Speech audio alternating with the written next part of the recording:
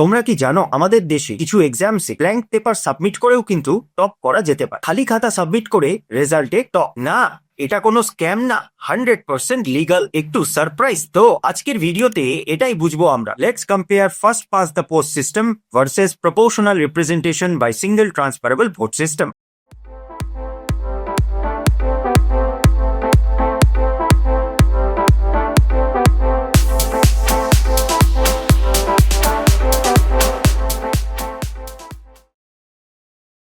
নমস্কার বন্ধুরা, আমার নাম অরিত্র দে। আমি একজন গভর্নমেন্ট সার্ভিস এক্সামিনেশন মেন্টর। আমার স্পেশালাইজেশন জেনারেল স্টাডিজ অর্থাৎ পলিটি, হিস্ট্রি, জিওগ্রাফি, ইকোনমি এই কোর্স সাবজেক্টগুলো পড়ানোর আমার দীর্ঘ অভিজ্ঞতা রয়েছে। এই চ্যানেলে আমি এই বিষয়গুলোর উপর শর্ট অ্যান্ড সিম্পল ভিডিওস আনবো রেগুলারলি।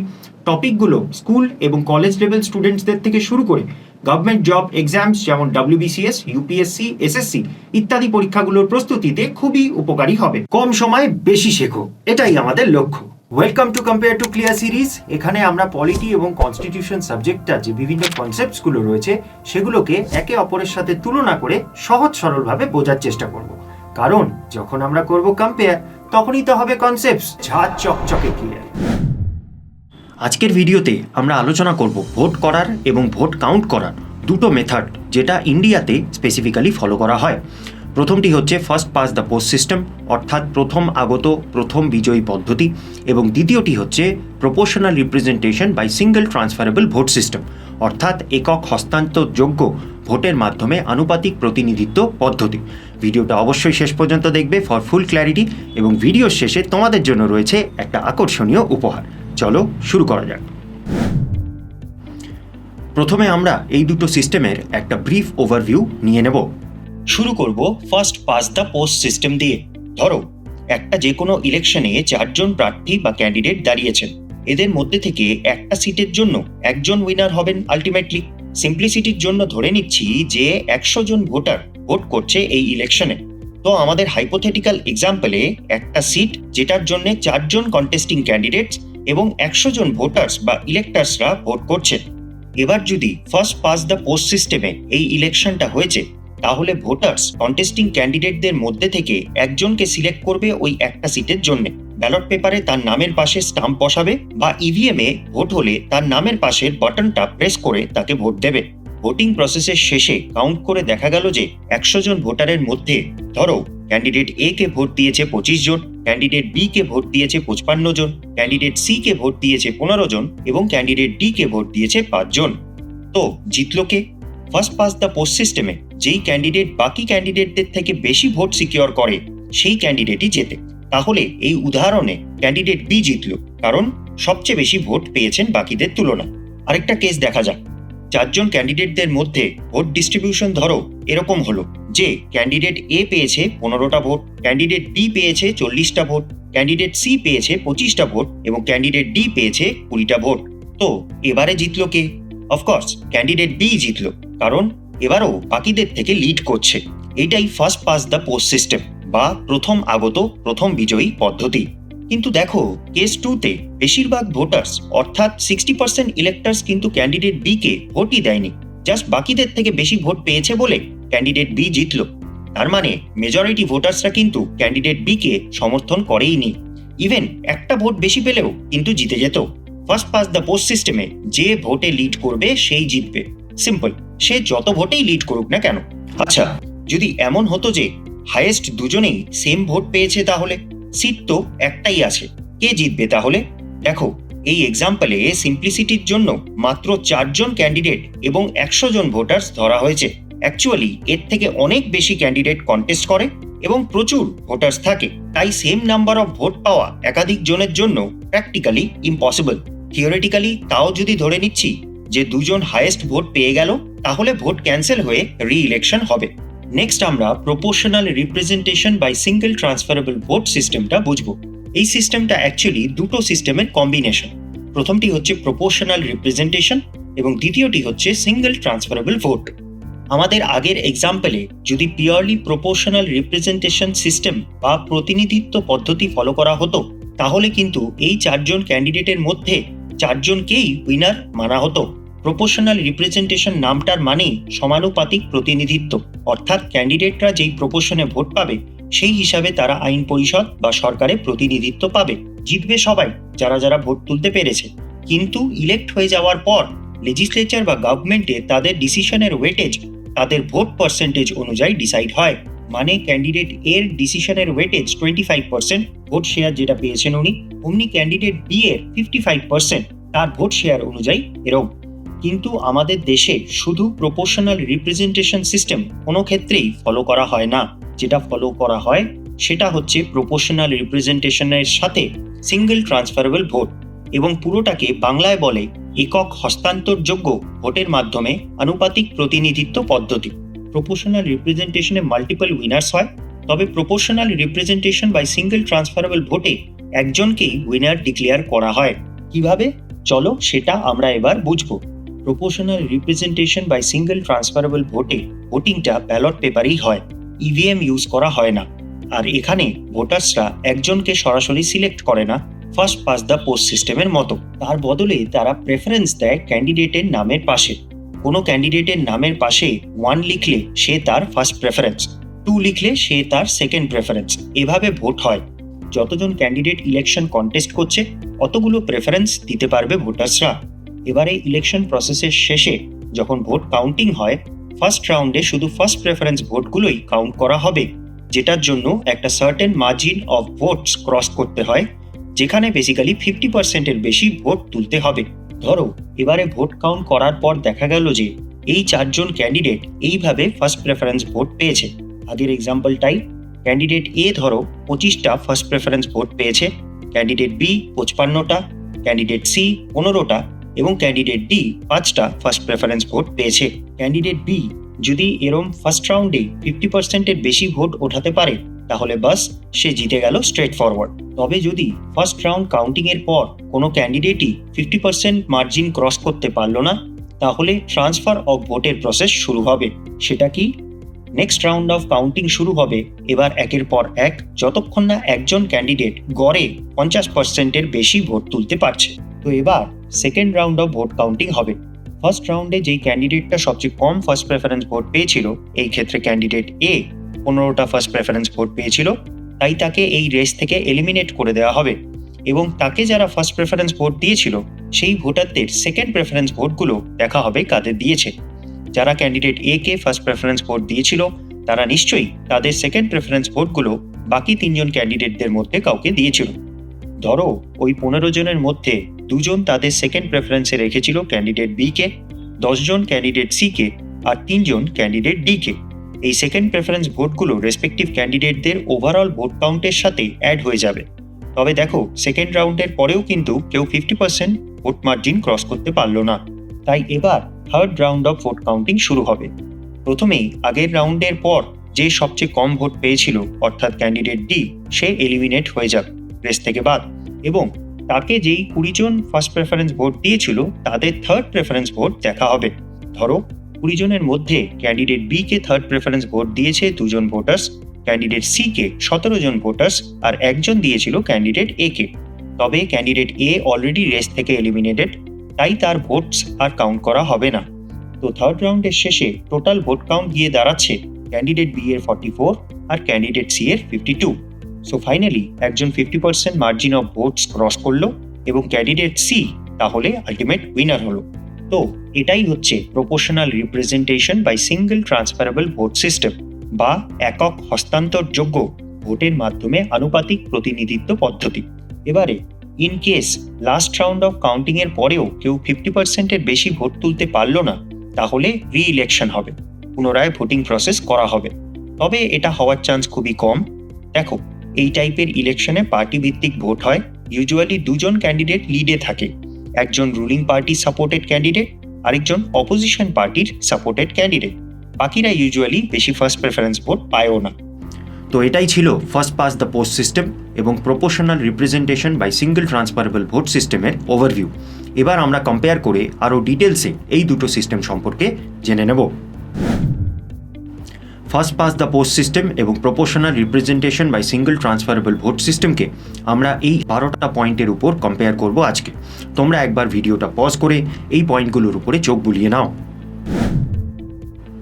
আজকে আমাদের ফার্স্ট পয়েন্ট অফ কম্প্যারিজন হচ্ছে definition. First past the post system এবং proportional representation by single transferable vote system দুটোই হচ্ছে ভোট করার এবং ভোট কাউন্টিংয়ের পদ্ধতি।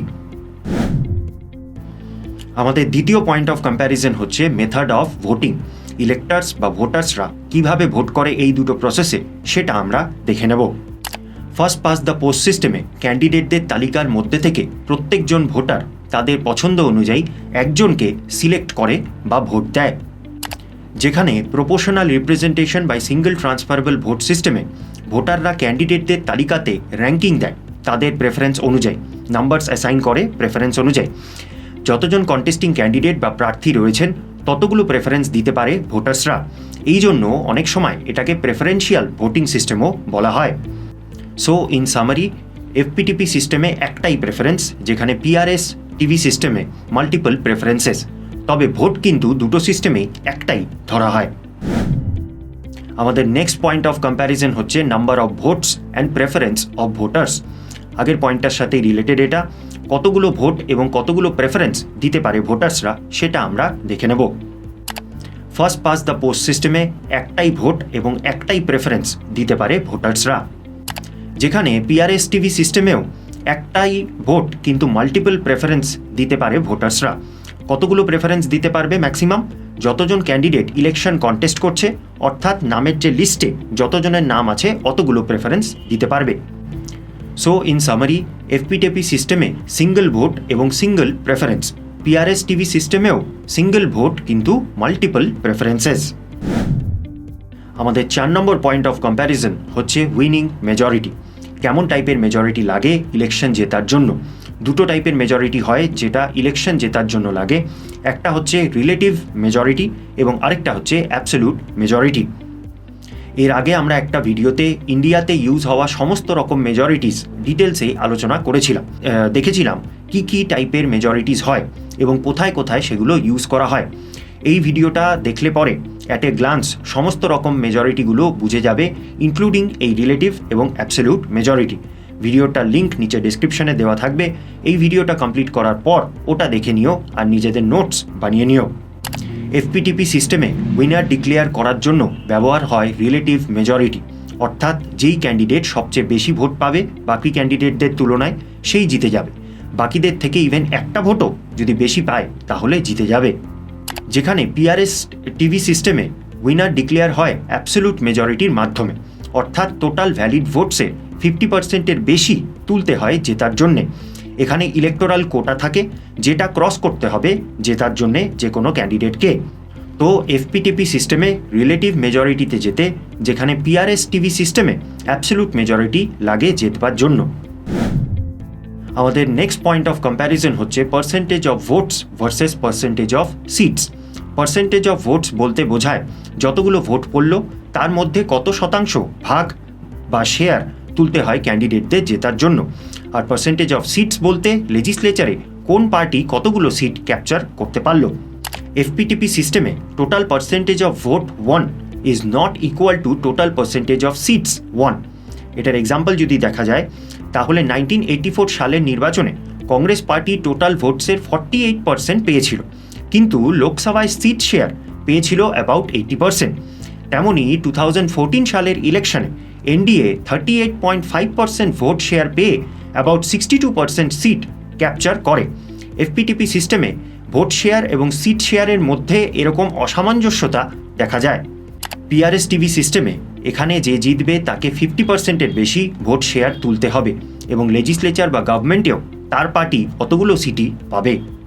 সো ইন সামারি, এফপিটিপি সিস্টেমে মাইনরিটি ভোট শেয়ার পেয়ে মেজরিটি সিট শেয়ার পেয়ে যেতে পারে, কিন্তু পিআরএস টিভিতে তেমন হয় না।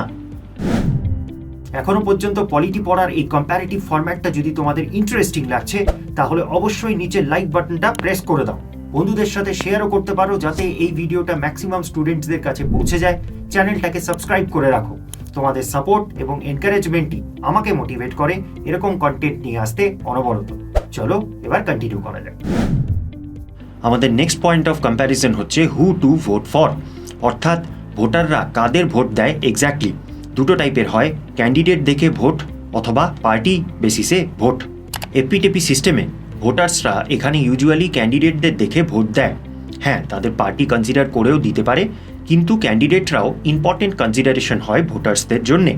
তাই অনেক সময় দেখা যায় কোনো ভোটার একটা পার্টির সমর্থক হলেও তার কনস্টিটিউয়েন্সিতে ভোট দেওয়ার সময় সে অন্য পার্টির ক্যান্ডিডেটকে ভোট দিয়েছে, কারণ সে সেই ক্যান্ডিডেটকে পার্সোনালি পছন্দ করে।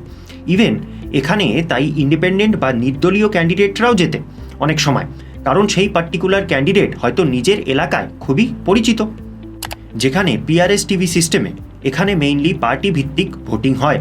যেমন বলেছিলাম, জেতার real chance usually ruling party supported candidate বা অপোজিশন সাইড ব্যাকড ক্যান্ডিডেটদেরই থাকে, বাকি ইন্ডিপেন্ডেন্ট কেউ দাঁড়ালেও জিততে সে পারবে না।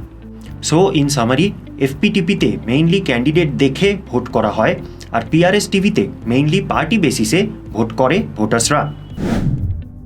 আমাদের নেক্সট পয়েন্ট অফ কম্প্যারিজন হচ্ছে অ্যাপ্লিকেবিলিটি ইন ইলেকশন, মানে কোন টাইপের ইলেকশনে কোন সিস্টেম ব্যবহার হয় ভোটিং প্রসেস অ্যান্ড ভোট কাউন্টিংয়ের জন্যে। এফপিটিপি সিস্টেমে ইউজুয়ালি ডাইরেক্ট ইলেকশনে ব্যবহার করা হয়। গোটা দেশকে বিভিন্ন কনস্টিটিউয়েন্সি বা নির্বাচন ক্ষেত্রে ভাগ করা হয়। প্রত্যেকটা কনস্টিটিউয়েন্সি থেকে একজন করে ক্যান্ডিডেট নির্বাচিত হন। পিআরএস টিভি সিস্টেম, এটা জেনারেলি ইনডাইরেক্ট ইলেকশনসে ব্যবহার করা হয়। এখানে কনস্টিটিউয়েন্সির সাইজ এফপিটিপি সিস্টেমের থেকে অনেক বড় হয়, একটা গোটা স্টেট বা ইউনিয়ন টেরিটরি সাইজের হয় এখানে কনস্টিটিউয়েন্সি। আমাদের কনস্টিটিউশনে মেনশন করা আছে কোন কনস্টিটিউয়েন্সি থেকে কতজন মেম্বার্স আসবেন। ডাইরেক্ট অ্যান্ড ইনডাইরেক্ট ইলেকশনস নিয়ে এর আগে একটা ভিডিওতে আমরা ডিটেল ডিসকাশন করেছিলাম, এই প্লেলিস্টটার মধ্যেই তোমরা পেয়ে যাবে। সেই প্লেলিস্টে সমস্ত ভিডিওগুলো সিরিয়ালি দেখলে তোমাদের পলিটির ফাউন্ডেশন খুবই স্ট্রং হবে। তো অবশ্যই এই ভিডিওটার পর এই প্লেলিস্টের বাকি সমস্ত ভিডিওগুলো দেখতে ভুলবে না।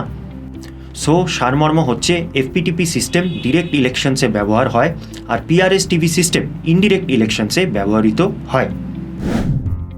আমাদের 8 নম্বর পয়েন্ট অফ কম্প্যারিজন হচ্ছে is of voting and counting, বলতে এই দুটো সিস্টেম কতটা সিম্পল বা কমপ্লিকেটেড ভোটার্সদের জন্য এবং নির্বাচন কমিশন যে ভোট কন্ডাক্ট এবং কাউন্ট করাচ্ছে তাদের জন্যে। এফপিটিপি সিস্টেম একটা সিম্পল ওয়ান স্টেপ প্রসেস, আম জনতার বুঝতেও সুবিধা হয় কিভাবে তাদের ভোটের মাধ্যমে ক্যান্ডিডেট ইলেক্ট হয়। তাই এখানে ইউনিভার্সাল অ্যাডাল্ট ফ্র্যাঞ্চাইজ বা সর্বজনীন প্রাপ্তবয়স্কদের ভোটাধিকার দেওয়া হয়, মানে একটা কনস্টিটিউয়েন্সির সমস্ত অ্যাডাল্ট পার্সনের ভোট দিতে পারবে এই সমস্ত ইলেকশনে। পিআরএস টিভি সিস্টেম যেখানে অপেক্ষাকৃত অনেকটা কমপ্লিকেটেড প্রসেস, তবে এখানে কিন্তু লিমিটেড ফ্র্যাঞ্চাইজ, সবাই ভোট দিতে পারে না। ভোটার্সরা এখানে নিজেরাই জনপ্রতিনিধি হন, ইউজুয়ালি সিজেন্ড পলিটিশিয়ানস হয়ে থাকেন, তাই তারা নির্বাচন প্রক্রিয়া সম্বন্ধে ইউজুয়ালি জেনারেল পপুলেশনের থেকে বেশি নলেজ রাখে। সো ইন সামারি, এফপিটিপি সিস্টেমে quick and simple voting process এবং vote counting process, PRS TV সিস্টেমে অনেকটাই বেশি কমপ্লেক্স। আমাদের নেক্সট পয়েন্ট অফ কম্প্যারিজন হচ্ছে রিপ্রেজেন্টেশন অফ পার্টিজ। যেই বডি বা পোস্টের জন্য এই সিস্টেমগুলো ব্যবহার করা হয় সেখানে পার্টিগতভাবে প্রতিনিধিত্ব কীরূপ দেখা যায়। এফপিটিপি সিস্টেমে এখানে পার্টিগতভাবে রিপ্রেজেন্টেশনে অত ভ্যারাইটি দেখা যায় না, লেস ডাইভার্সিটি। সাধারণত একটা পার্টি বা একটা কোলিশন বা একটা আইডিওলজি ডমিনেট করে যেখানে এই সিস্টেমের মাধ্যমে ইলেকশন হয়। সেখানে পিআরএস টিভি সিস্টেমে এখানে অনেকগুলো পার্টি বা আইডিওলজির রিপ্রেজেন্টেশন দেখতে পাওয়া যায়, কারণ সবাই প্রপোর্শনাল রিপ্রেজেন্টেশন পায়, এক্সেপ্ট যেগুলো সিঙ্গেল মেম্বার পোস্ট, যেমন প্রেসিডেন্ট অর ভাইস প্রেসিডেন্টের পোস্টে। এগুলোতে একজনেরই ইলেকশন হয়, তাই এখানে পার্টির ডাইরেক্ট রিপ্রেজেন্টেশনের ব্যাপার নেই। এফপিটিপি সিস্টেমে less diversity of representation, PRS TV সিস্টেমে more diversity of representation of parties and ideologies. আমাদের 10 নম্বর পয়েন্ট অফ কম্প্যারিজন হচ্ছে ভোট ওয়েস্টেজ, মানে জনতার ভোট কতটা কাজে লাগে বা কতটা ওয়েস্ট হয় এই দুটো সিস্টেমে, সেটা আমরা বুঝে নেব। এফপিটিপি সিস্টেমে ভোট ওয়েস্টেজ খুবই বেশি। প্রথমেই আমরা যেই এক্সাম্পলটা আলোচনা করেছিলাম, দেখেছিলাম যে উইনিং ক্যান্ডিডেট সে কিন্তু কম ভোট শেয়ার পেয়ে জিতেছে, কিন্তু মেজরিটি ভোট যেগুলো বাকি ক্যান্ডিডেটরা মিলে পেয়েছে সেগুলোর আর কোনো ভ্যালু থাকলো না, ওয়েস্ট হয়ে গেল। যারা ওই লুজিং ক্যান্ডিডেটদের ভোট করেছে তাদের ভোটের আর কোনোই ভ্যালু থাকলো না, তাদের ভোট দেওয়াটাই বলতে পারো এক প্রকার বৃথা হয়ে গেল। উইনার টেক্স ইট অল প্রিন্সিপালে চলে অনেকেরই, তাই জন্য একটা ভুল ধারণা আছে যে রুলিং পার্টি এই জন্য রুলিং কারণ মেজরিটি জনতা তাদেরকে সমর্থন করেছে, কিন্তু এটা একদমই কিন্তু ভুল অ্যাজাম্পশন। রুলিং পার্টির ক্যান্ডিডেটসরা তাদের রেসপেক্টিভ কনস্টিটিউয়েন্সিতে বাকিদের থেকে বেশি ভোট তুলেছে বলে জিতেছে, অলরাইট। কিন্তু মেজরিটি জনতা কিন্তু তাদেরকে হয়তো সমর্থন নাও করতে পারে, হতে পারে মেজরিটি ভোটার্স তাকে ভোটই দেয়নি। যেখানে পিআরএস টিভি সিস্টেমে ভোট ওয়েস্টেজ অনেকটাই কম, যেই ক্যান্ডিডেট জেতে সে 50%-এর বেশি ভোট পেয়ে যেতে, অর্থাৎ মেজরিটি ভোটে যেতে। আর ট্রান্সফার অফ ভোটের প্রসেসটাতে গেলে তো আরও বেশি সমস্ত ভোটারদের মতদান সার্থক হয়, কারণ তাদের ফার্স্ট প্রেফারেন্সের পরে বাকি প্রেফারেন্সগুলো ইম্পর্টেন্ট হয়ে যায় উইনার সিলেকশনের ক্ষেত্রে। দেখো, এটা আরও সহজ এক্সাম্পল দিয়ে যদি বোঝাবার চেষ্টা করি আমরা ইউজুয়ালি দুটো টাইপের এক্সাম দিয়ে এসছি বা দেব।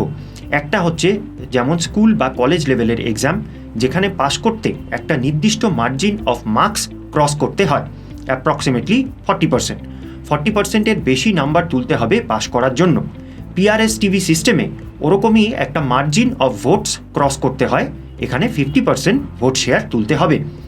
কিন্তু সেকেন্ড সিস্টেম হচ্ছে কম্পিটিটিভ এক্সাম, যেমন government job exams with negative marking, যেখানে পাস করার জন্য কোনো ফিক্সড কাট অফ নেই, জাস্ট বাকিদের থেকে বেশি তুলতে হবে number pass. So technically zero পেয়েও, অর্থাৎ পেপার ব্ল্যাঙ্ক ছেড়েও এই এক্সামগুলো কিন্তু টপ বা পাস করা যেতে পারে যদি বাকিদের নাম্বার নেগেটিভে আসে। তো এফপিটিপি সিস্টেমে এরকমই হয়, বাকিদের থেকে বেশি নাম্বার তুললেই পাস, বাকি সবাই ফেল। আমাদের নেক্সট পয়েন্ট অফ কম্প্যারিজন হচ্ছে স্টেবিলিটি অফ গভর্নমেন্ট। এই দুটো নির্বাচন প্রক্রিয়ার মাধ্যমে গভর্নমেন্ট ফরমেশন হলে সেই সরকার কতটা স্টেবল হবে বা আনস্টেবল হবে, অর্থাৎ টেনিওর বা মেয়াদ শেষ হয়ে যাওয়ার আগে ভেঙে যাবে না তো? চলো দেখে নিই। এফপিটিপি সিস্টেমে এই ইলেকশনের মাধ্যমে যদি গভর্নমেন্ট ফরমেশন হয়, তাহলে ইউজুয়ালি সেই গভর্নমেন্ট অনেকটাই স্টেবল হওয়ার চান্স। একটা সিঙ্গেল পার্টি বা কোনো প্রি পোল কোলিশন বা জোট ক্লিয়ার মেজরিটি অফ সিটস পেয়ে স্ট্রং গভর্নমেন্ট তৈরি করে, তাই সেই গভর্নমেন্ট স্টেবল বা তার মেয়াদ সাকসেসফুলি কমপ্লিট করার চান্সটা বেড়ে যায়। যেখানে পিআরএস টিভি সিস্টেমে গভর্নমেন্ট খুব একটা স্টেবল হয় না, যেহেতু মাল্টিপল পার্টিজ যারা পোলের আগে জোট করেনি তাদের মধ্যে কোনো মিল নেই, তারা এখন একসাথে সরকার চালাবে। তো অনেক সময় ডিফারেন্সেস অফ ওপিনিয়ন বিভিন্ন পার্টি রিপ্রেজেন্টেটিভসদের মধ্যে হয় এবং মিড টার্মে সরকার ভেঙে যাওয়ার একটা ভারী চান্স থাকে। So in summary, FPTP system produces relatively stable government, PRS TV system produces relatively less stable governments. আমাদের অন্তিম পয়েন্ট অফ কম্প্যারিজন হচ্ছে জিওগ্রাফিক্যাল লিঙ্কেজ, মানে নেতারা আম জনতার সাথে কতটা টাচে থাকে বা যোগাযোগ রাখে, তারা যেই অঞ্চলকে রিপ্রেজেন্ট করে সেই অঞ্চল নিয়ে কতটা খবরাখবর রাখে তারা। FPTP সিস্টেমে এখানে যেহেতু ডাইরেক্ট ইলেকশন হয়, ভোটাররা ক্যান্ডিডেটদের ডাইরেক্টলি ভোট করে, তাই ক্যান্ডিডেটদের ভোটারদের সাথে লিঙ্কেজ খুব স্ট্রং। ক্যান্ডিডেটরা তাদের কনস্টিটিউয়েন্সির পপুলেশনের সাথে রেগুলারলি যোগাযোগ রাখে, খবরাখবর নিতে থাকে জনতার। পিআরএস টিভি সিস্টেমে এখানে ইনডাইরেক্ট ইলেকশন হয়, ক্যান্ডিডেটরা ডিরেক্ট জনতার সাথে টাচে সেরকম থাকে না, ইন্টারমিডিয়ারিদের সাথে তাদের বেশি ভাব, তাই ক্যান্ডিডেটদের সাথে সাধারণত জনতার লিঙ্কেজটা এখানে একটু উইক থাকে পিআরএস টিভি সিস্টেমের ক্ষেত্রে। সো ইন সামারি, FPTP সিস্টেমে strong linkage between representatives and people, আর পিআরএস টিভি সিস্টেমে weak linkage. So in conclusion, FPTP সিস্টেমে কম্পিটিটিভ এক্সামের মতো winner takes it all, winning ক্যান্ডিডেটকেই ভোট দেওয়া সফল হলো। তাই জন্যই এরকম ইলেকশনে অনেক মানুষ হাওয়া যেই দিকে চলে সেই দিকেই ভোট দেয়, এলস ওর ভোটটা ওয়েস্ট হয়ে যাবে। নেতারাও শুধু তাদের ভোট ব্যাঙ্ককেই অ্যাপিল করে, তার ভোট ব্যাঙ্কের ইস্যুগুলোকেই প্রায়োরিটি দেয়। মেজরিটেরিয়ান ডেমোক্রেসি প্রমোট হওয়ার একটা বিরাট চান্স থাকে FPTP সিস্টেমে। পিআরএস টিভি সিস্টেমে সবার ভোটেরই ভ্যালু আছে, তাই মাইনরিটি কমিউনিটির জন্য ভালো এটা। এই প্রসেসের থ্রুতে ইলেক্ট হওয়া সরকার বা প্রতিনিধি সবার কথা ভাবতে বাধ্য, কারণ সবাই তার ভোট ব্যাঙ্ক। আশা করি আজকের এই topic first past the post system versus proportional representation by single transferable vote system সম্পর্কে তোমাদের ধারণা পরিষ্কার হলো। বুঝতে পারলে ভালো মতন এই ভিডিওটা একবার নয় মিনিমাম 3বার দেখো, শোনো, তাহলেই কমপ্লিটলি ক্লিয়ার হবে। এই কনসেপ্টসগুলো মাথায় থাকবে অনেক দিন। রিপিটেশন লিডস টু রিটেনশন, মনে রাখবে সবসময়। আর আজকের ভিডিওটা কেমন লাগলো অবশ্যই নিচে কমেন্ট করে আমাকে জানাবে। এখন আর দেরি না করে time for your free gift. এই লেকচারে আলোচ্য তথ্যগুলো তোমাদের কতটা মনে আছে সেটা ইভ্যালুয়েশনের জন্য দেয়া হলো একটা ফ্রি ওয়ার্কশিট। এই ওয়ার্কশিটটায় এই লেকচারে ডিসকাস করা পয়েন্টগুলো থেকে কিছু fill in the blanks exercises রয়েছে। এই এক্সারসাইজগুলোর মাধ্যমে চেষ্টা করা হয়েছে এক্সাম পার্সপেক্টিভ থেকে সমস্ত ইম্পর্টেন্ট তথ্য কভার করার। তোমরা এই ওয়ার্কশিটটা প্রিন্ট এবং ফটোকপি করে নিজেরা হাতে লিখে ফিল আপ করবে, প্র্যাকটিস অ্যান্ড রিভিশন করবে বারবার। এই ওয়ার্কশিটগুলো তোমরা পেয়ে যাবে আমাদের শিক্ষাবিদ বাংলা টেলিগ্রাম গ্রুপে। তাই এখনই ডেসক্রিপশনে দেওয়া লিঙ্কে ক্লিক করে জয়েন হয়ে যাও আমাদের টেলিগ্রাম গ্রুপে আর ডাউনলোড করে নাও এই ওয়ার্কশিটটা সম্পূর্ণ ফ্রি। উপরন্তু এই টপিকটার একটা সামারি দিয়ে দিচ্ছি, পজ করে তোমরা স্ক্রিনশট নিয়ে নিতে পারো for quick revision.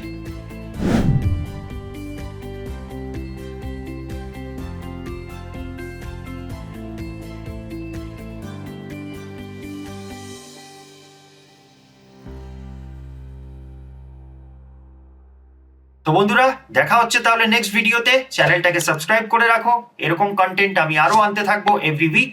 Till then, keep learning, keep revising.